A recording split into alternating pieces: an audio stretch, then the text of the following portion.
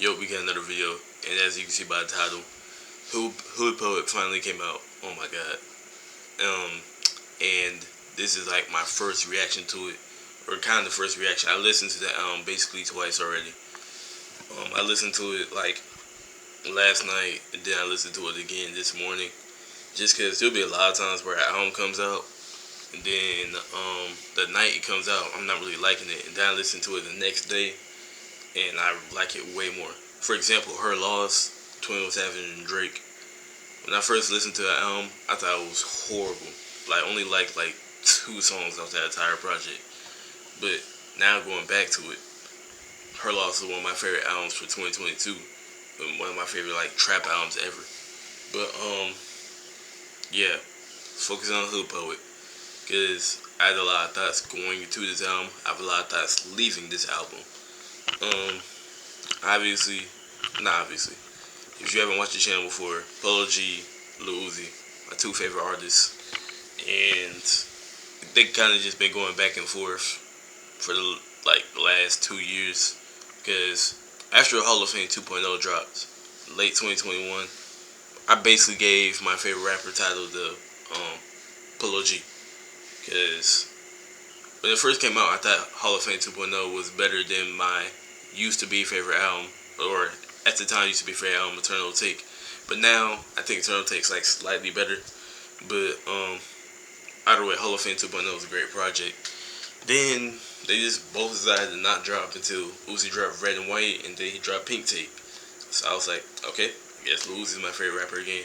Even though I don't like anything he does outside of music at this point. Like, Lil Uzi used to have like the fans used to love him outside of music too, but until he started doing that stuff, right?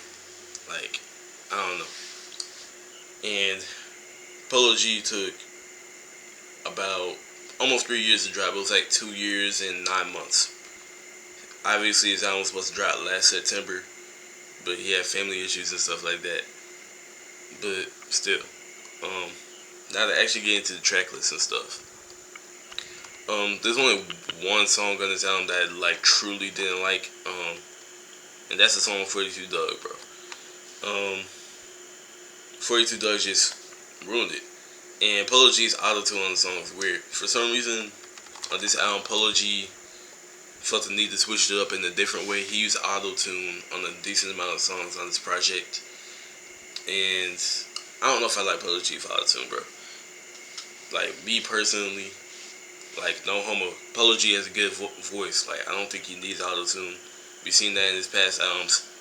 And songs, he hasn't needed to use auto-tunes. I don't know what to switch up for now. But that's pretty much all that changed with this album, I think. I mean, you hear a song like God's Favorite, right? That's a different type of beat. Polo G has never used a beat like that before. But that's the only song he used it for. So, like, it was just kind of a weird intro, because like hearing that, you think, oh, okay, Polo G is gonna come with that type of timing on the sound, because usually that's what the intro's for. But he didn't. He just, like, it's like that song was supposed to be on a different album, right? Then you get this song with G Herbo. Polo G and G Herbo haven't missed. The song was great. Barely Holding On, single, of course, that came out like last September, maybe last August. It's a cool song, not too crazy. Like I said, I didn't like the song 42 Doug. He used the auto-tune and stuff like that. Nah. Saying Me with Friday, great song. I didn't expect it to be, well, okay. No, I'm lying. I'm like, when I first came into the song, I thought it was gonna be like Forever with Lil Baby. But it wasn't even like that for real. It was like almost opposite. But the Same Me, man, oh my god, Same Me is good. Detox is a good song. I know some people don't really like this song because, again, he's using auto-tune on it. The song definitely grew on me after first listen. After first listen, the song grew on me. Like the song. Thorns is one of the best songs in the album. I'm pretty sure it already had Genius reviews because it was a leak. But yeah, Thorns is one of the best songs in the album for sure. G63 with Offset, probably the best song in the album. Again, I've only listened to it twice, and I'll be ranking every song of Hood Poet like in a couple days. I'm not gonna do that now. I'm just gonna tell you songs I like and didn't like right now. But yeah, that's one of the best Polo G songs I've ever heard for sure. We'll Shoot with Lil Durk. I should, well, okay. I wasn't uploading YouTube videos when the song dropped, but I probably should have like posted a reaction to it or something like that. Song's a good song. It's not. It's probably like top 8 on the album. Top 8.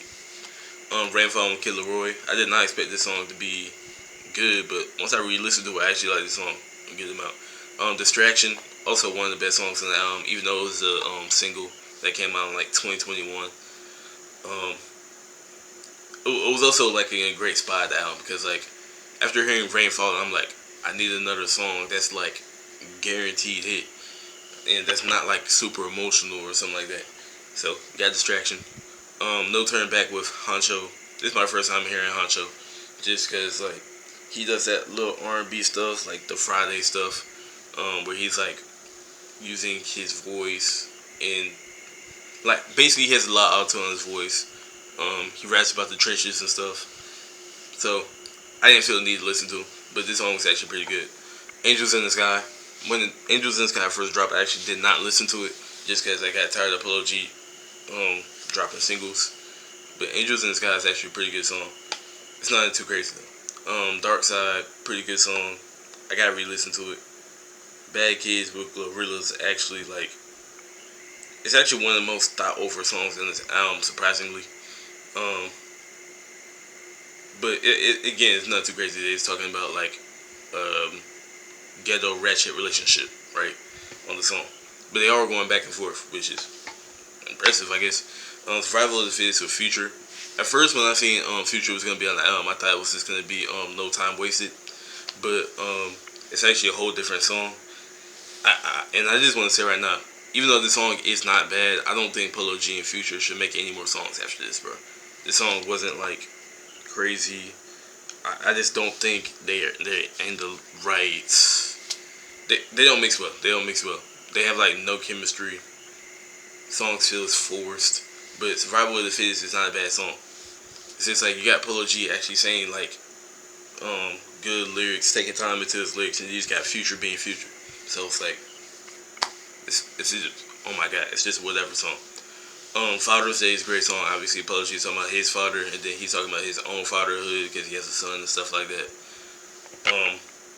Again, one of the most thought over songs in the album, and like a top 8 song in the album probably.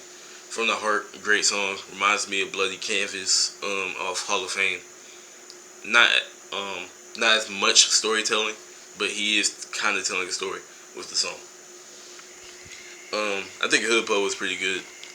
I mean, if I had to give it a rating right now, this could change. Obviously, the album just came out last night. It hasn't even been 12 hours yet. But as of right now, I would give this like between an 8.5 out of 10 and a 9 out of 10. In between there. Because I don't know. I'm definitely not giving this over a 9, even though I only had one bad song. It's just like, I feel like Polo G is trying to be a little bit too different. I feel like he should just. Here's the thing. I feel like I'm getting tired of Polo G talking about coming from the trenches, his come up, and just struggles. I think I'm just tired of Polo G talking about that. I'm gonna be honest.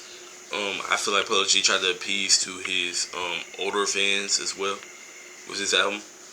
Obviously, he did ask his fans to like give him unreleased songs that he's never released before for the album. I don't know how many of those he put on the album, but still. Also, I don't think Polo G is like a big feature artist because even though he did well with every feature on this album besides 42 Dugg and Future, most of his best songs are by himself. So, I don't know. Polo G only like mixes well with a couple artists. Like obviously people were complaining that Lil TJ was on here, and I don't think that's gonna be a problem because I either feel like Polo G is gonna drop another project before the year ends or drop a deluxe. I hope he doesn't drop a deluxe because if he drops a deluxe, it's just gonna make this album look bad. Keep this album how it is and just drop something different. Even drop an EP. Just don't drop a deluxe for this because it's gonna make the album look bad. But yeah, I feel like this album's straight. But if Polo G releases another album like this, I don't know if I could like truly enjoy it, because you're talking about the same subjects too much.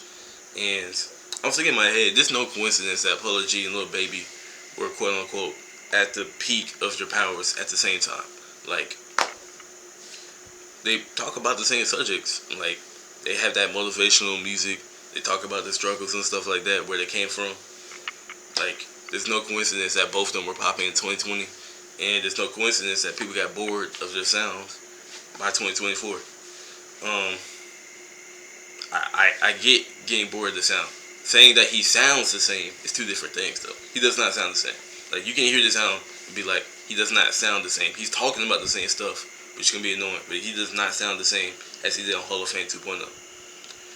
And real quick, I do want to say before this video ends, I do have Hall of Fame 2.0 still over this. Obviously, like, first or second favorite album, depending on the day. Hall of Fame is probably over this, but I will say Hood Poet is probably better than the GOAT. I'm not a huge fan of the GOAT like everybody else. A lot of people say the GOAT is Polo G's best album. Don't agree with that. Excuse me. Of course, it's still a good album, almost a great album. Actually, it might be a great album. I haven't listened to the GOAT in a while, but I think Hood Poet is probably better than the GOAT. But that's probably as far as I go with it. And the fact that he just like kind of rewinded a little bit, like rewind as in, you know, just this project not being as good as the last two projects is kind of concerning. But as far as who's my favorite rapper, I still don't know, bro. I still don't know. Because I think Polo G, no, not I think. Polo G was considering retirement literally a year ago. So I don't know if Polo G is going to keep dropping music. If Polo G drops another project in the next couple months, I'll put him as my favorite rapper. But as of right now, I really don't have a favorite rapper, bro. Because I don't know what Uzi's doing. I don't. This is not a couple years ago. I'm not going to pay attention that every Uzi move that's going on and be like, oh, is he dropping then? Is he dropping then? I theorize he's going to drop August 2023. Wait, no, it was 2022 when people theorizing that. But I'm just not going to do that anymore. Because it seems like Polo G and Uzi don't really care about music as much as they did back in the day. So that's why I'm in this weird spot. But again, I will be ranking every song on Hood Poet and then giving it an actual rating. So like and subscribe if y'all want. Subscribe if y'all want that, because I'm literally gonna be releasing it in a couple days after I give Hood Poet a couple more listens. But if you like this video, hit the like button, subscribe, check out my other videos on the channel. I got a lot of music videos or music related videos. But I'm going to end the video right there.